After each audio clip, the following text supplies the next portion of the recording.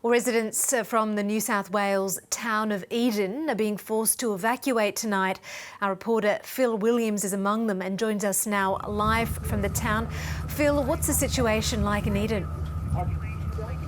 Well, the situation is pretty bad in terms of the air quality. We're just getting a whole lot of junk falling out of the sky this big. It's really quite choking. What people have done is some have left their homes and they've come down to the wharf. They want to be near the boats. Now, here's one of the tugboats.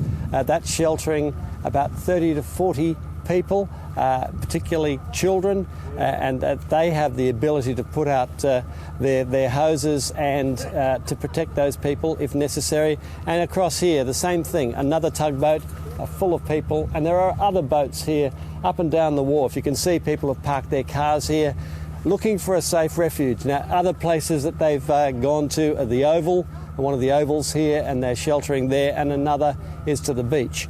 But it's very unpleasant conditions out here in the open, but people have decided that they can't risk staying in their homes at this point.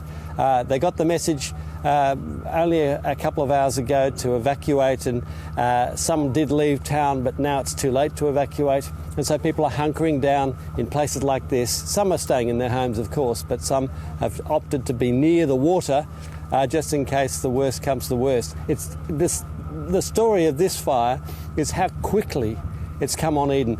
The fire authorities knew this was going to be a potential problem for Eden, but they weren't expecting it for another couple of days, and suddenly it's upon the town.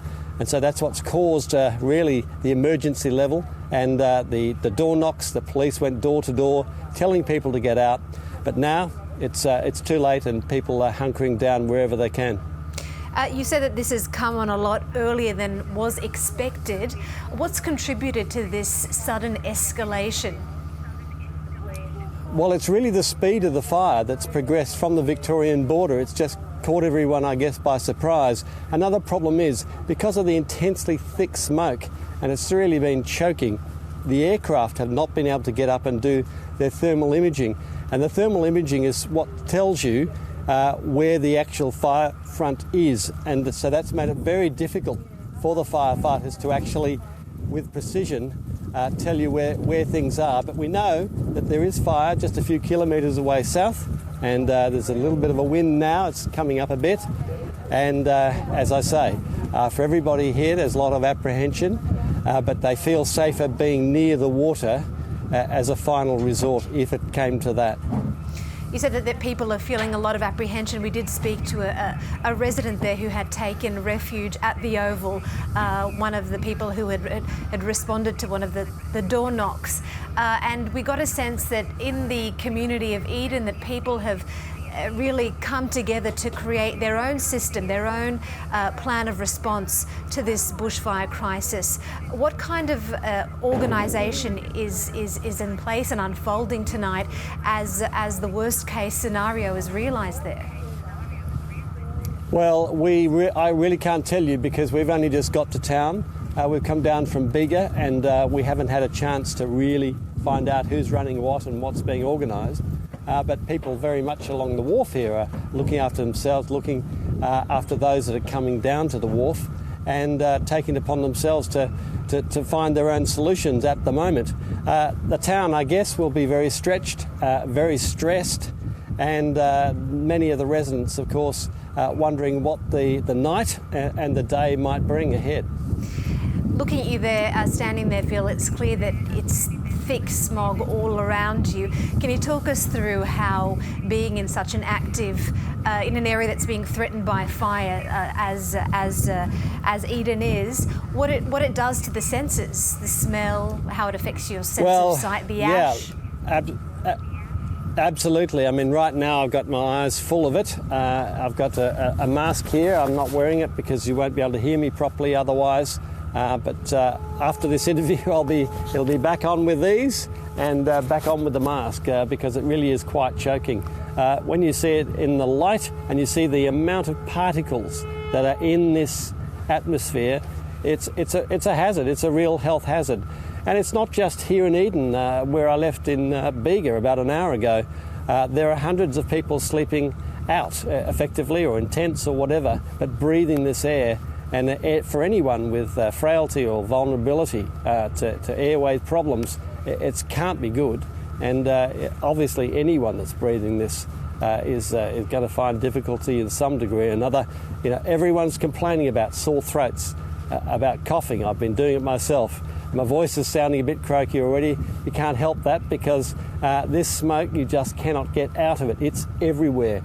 And even in the, you know, when you close the door behind you, you're in an office or whatever, the smoke still follows, and you really just can't escape it. So we've got the smoke haze. I'm guessing telecommunications are down. There are, I guess, fears around food, water, utilities. Given all of the uncertainty, the fear that's creeping in with that smoke haze there, how's morale in Eden and in some of the communities along the south coast that you've been seeing? Look, all around there is a sense of solidarity, there's a sense of helping each other out, and that's a great thing to see. Even in areas where there are shortages, people have been sharing whatever they have. Here in Eden, there were shortages of fuel a couple of days ago. I don't know if there still are, but we haven't heard of food shortages here. But as soon as you effectively create a fire zone here, then many businesses don't open. So you can't expect to be able to necessarily get your goods from the supermarket or whatever you need, or even medication from the pharmacy. So it does disrupt everything.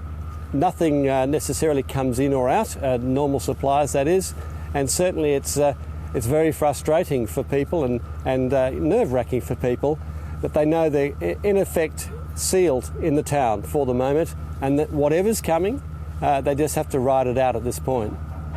And do you think there's going to be any sleep tonight there, Phil, in Eden? I think there'll be a lot of people have a sleepless night tonight, and worrying and wondering what's coming, and of course finding it very difficult just for that simple thing that we all take for granted, and that's breathing fresh air. In some areas they haven't had fresh air for weeks and weeks. Even in the national capital, Canberra, where I'm from, they've had appalling quality of air, absolutely life-threatening for people with conditions.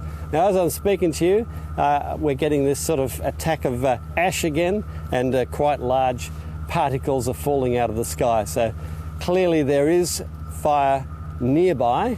How near, we don't know.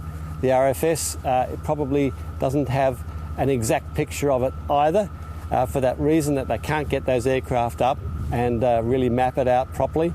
But you can be sure that out there right now, the RFS volunteers and the professionals are doing their absolute utmost to protect this town and all the outlying properties. Certainly they are working very hard indeed. And Phil, I'm worried about you there. I want you to put that mask back on, because we can see that the ash there is picking up, and I don't want you to breathe any more of that in. And just to show viewers where Eden is on the map, and that fire that's threatening there. There's Eden right there, and we have this blaze here. It's at emergency level.